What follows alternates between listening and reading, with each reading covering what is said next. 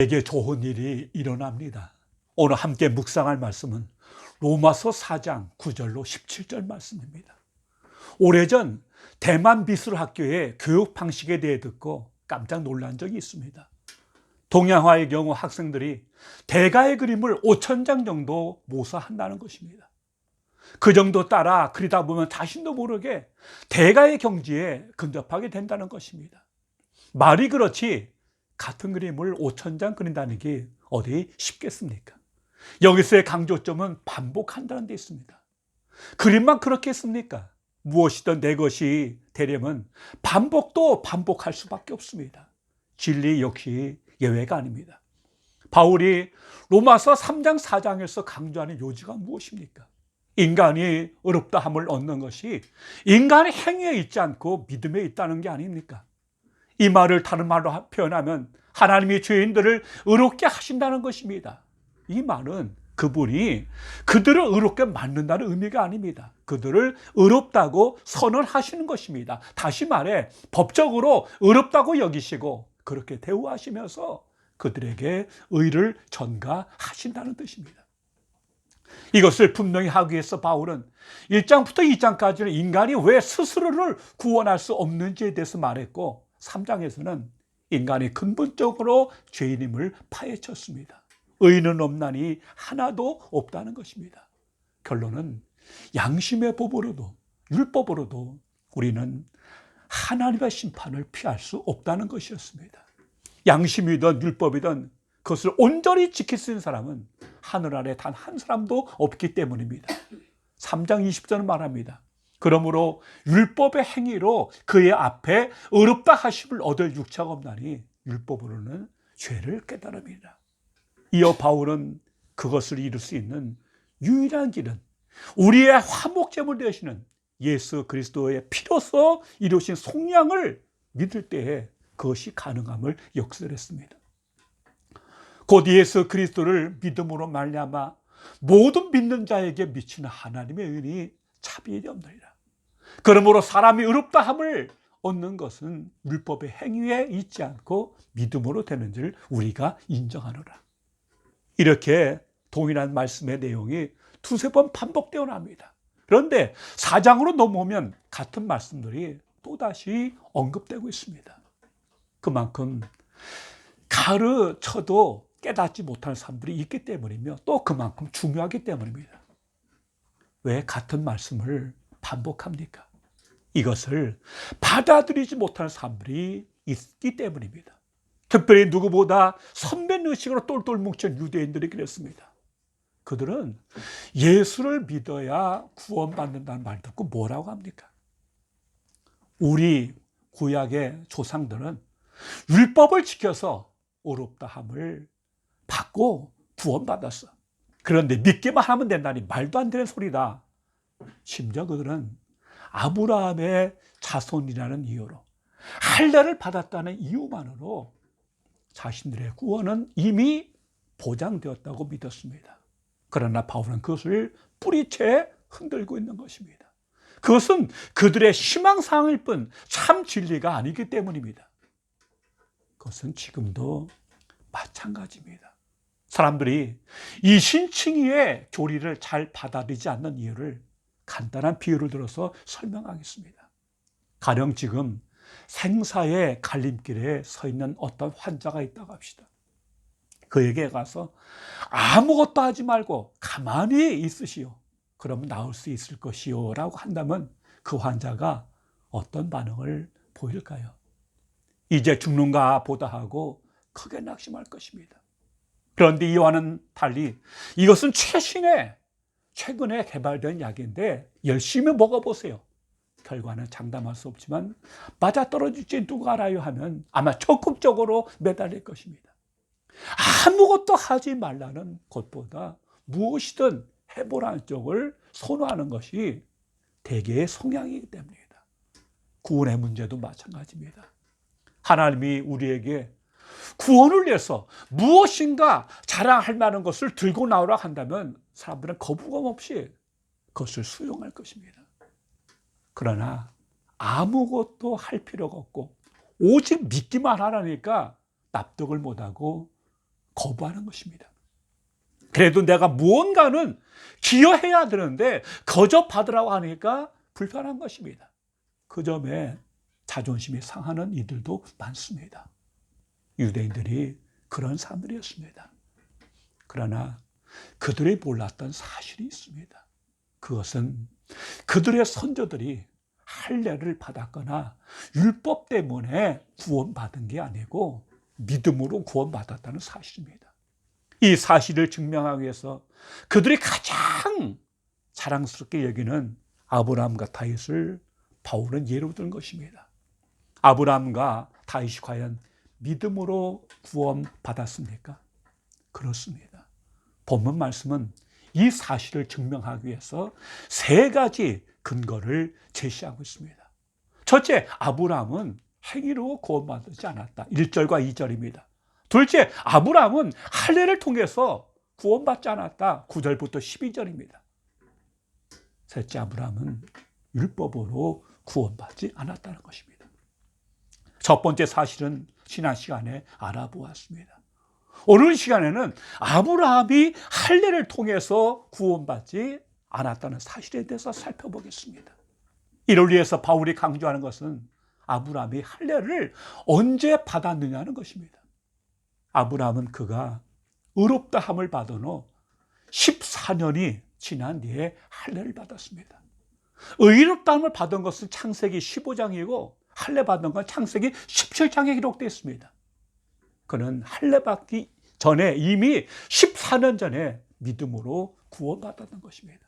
그러므로 할례는 그가 의롭다함을 받은 사람이라는 사실을 확인하는 의식에 지나지 않았습니다. 10절을 보세요. 그런즉 그것이 어떻게 여겨졌느냐? 할례시냐 무할례시냐? 할례시가 아니요 무할례시니라. 아브라함이 믿음으로 의롭다함을 받은 것은 할례 받기 14년 전에 받은 것이기 때문에 할례와 아무 상관이 없다는 것입니다. 할례는 하나님과 올바른 관계를 맺기 위한 관문이 아니고 이미 그런 관계에 들어갔다는 사실을 피부적으로 나타내주는 하나의 표징이었습니다. 할례는 아브라함이 이미 믿음을 통해 하나님께로부터 얻은 칭의를 확인하기 위한 표징 이상의 의미가 없었음에도 유대인들은 이것을 지나치게 확대 해석하여 마치 할례 자체가 하나님과의 올바른 관계를 가져온다든지 할례를 받지 않으면 하나님과의 올바른 관계가 성립될 수 없다고 하는 우를 범하였습니다. 그러므로 자기 조상 아브라함이 할례를 받아 의인이 되었다고 하는 유대인들의 생각은 틀린 것입니다. 그리고 자기들은 할례를 받았으니 구원받을 것이라고 하는 생각 역시 크게 잘못된 것이었습니다.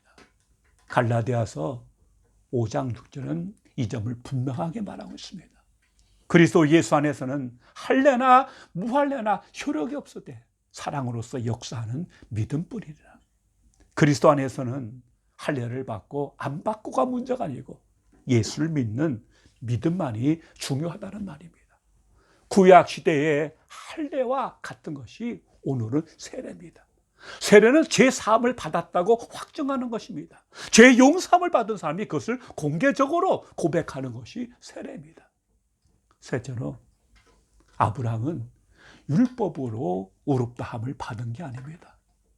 만약에 아브라함이 율법을 잘 지켜서 하나님 앞에 의인으로 인정받았다면 그는 당연히 율법 시대에 살았어야 앞뒤가 맞습니다. 그런데 창세기를 보면 알 수 있는 것처럼 아브라함이 살던 시대에는 하나님께서 율법을 주시지 않으셨습니다. 하나님이 율법을 언제 주셨습니까? 아브라함이 믿음으로 의롭다함을 받은 때로부터 430년이 지난 모세 때였습니다. 무슨 재주로 그가 율법이라는 것을 알았겠습니까?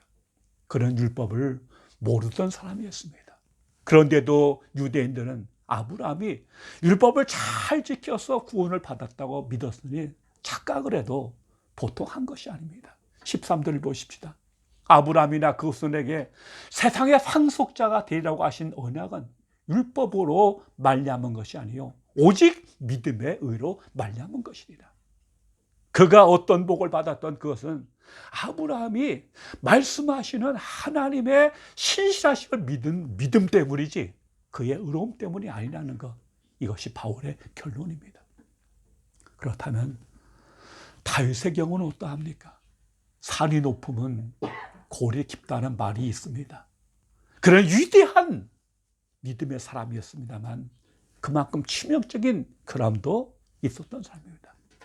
그는 신하의 아내를 빼앗고 그 신하마저 살인교사로 죽인 살인자였습니다. 그로 인해 그가 죄책감으로 타들어가며 고통했습니다. 그럴 때 그가 깨달은 게 있었습니다. 하나님이 죄를 용서해 주셔야만 평안을 얻을 수 있지 혼자 아무리 몸부림쳐도 소용이 없다는 것이었습니다. 다윗도 따지고 보면 죄를 짓지 않아서 어렵게 된 사람이 아니었습니다. 자신의 죄를 잘 처리했기 때문에 인정받는 것도 아니었습니다. 하나님이 정말 통해자복하는 그를 무조건 불쌍히 여기시고 모든 허물을 덮어주셨기 때문에 그는 하나님의 사람으로 설 수 있었습니다. 그런 의미에서 다윗도 아브라함처럼 믿음으로 의롭다함을 받은 사람인 것입니다. 그러므로 신구약을 통해서 구원의 방법은 하나뿐입니다. 오직 믿음으로 의롭다함을 받는 것입니다. 구약에 있는 성도들이나 신약에 있는 성도들이나 다 믿음으로 구원을 받았고 의롭다함을 받았습니다. 이 사실을 운명적으로 설명한 것이 히브리서 11장입니다. 히브리서 11장에 기록된 믿음의 영들 중에서는 할례 받지 않은 이도 나오고 율법을 모르던 시대에 살았던 사람도 있습니다. 그들의 공통점은 하나님의 약속이 이루어진 것을 보지는 않았지만 그것을 믿음으로 바라보고 살다가 하나님 나라에 들어간 사람들입니다.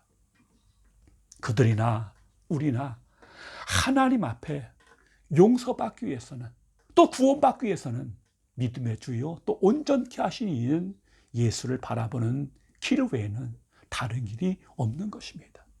나는 길이요 진리요 생명이니 나로 말미암지 않고는 아버지께로 갈 자가 없느니라. 기도하겠습니다. 아버지 하나님 감사합니다.